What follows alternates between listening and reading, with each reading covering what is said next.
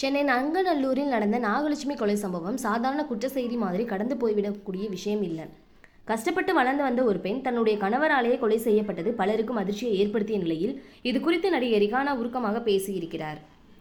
நாகலட்சுமி யார் என்றால் ஒரு சாதாரணமான வீட்டு பொண்ணு மட்டும் சொல்ல முடியாது. ரொம்ப கஷ்டப்பட்டு தன்னாலே ஒரு வாழ்க்கையை கட்டி எழுப்பியவர்.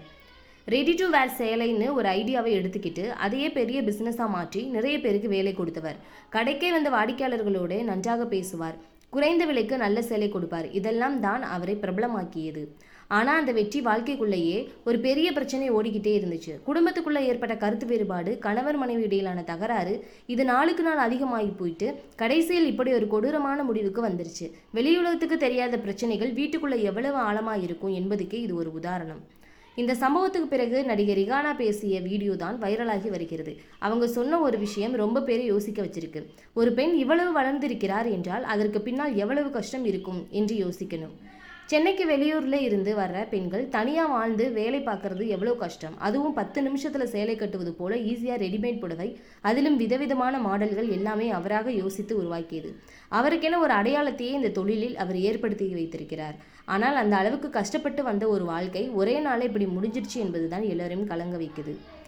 அதோட நாகலட்சுமி வாழ்க்கையில் நடந்தது போல தன்னோட குடும்பத்தில் நடந்த ஒரு சம்பவத்தையும் பகிர்ந்திருக்கிறார். அதாவது தன்னுடைய சொந்த தம்பி குடும்பத்திலும் இதே போலதான் கணவன் மனைவி பிரச்சனையால் தற்கொலை ஏற்பட்டதாகவும், இதுபோல பல குடும்பத்தில் கணவன் மனைவி பிரச்சனையால் குழந்தைகள் பெற்றோர்களை இழக்கிறார்கள் என எவ்வளவு பெரிய வேதனை. அந்த குழந்தைகள் என்ன பாவம் செய்தார்கள்? அவர்கள் இனி உள்ள வாழ்க்கையை எவ்வளவு கஷ்டத்தோடு கடந்து வருவார்கள்? அதனால் இனியாவது இது போல ஒரு சம்பவம் யாரும் யோசிக்க கூட செய்யக்கூடாது. ஒருவருக்கு பிடிக்கவில்லை என்றால் அவரை விட்டு விலகி விடுவதுதான் சரி. அதை விட்டுவிட்டு அடுத்தவருடைய வாழ்க்கையையும் முடித்து நம்முடைய வாழ்க்கையும் அளிப்பது எந்த வகையில் நியாயம் என்று ரிகானா கேள்வி எழுப்பியிருக்கிறார்.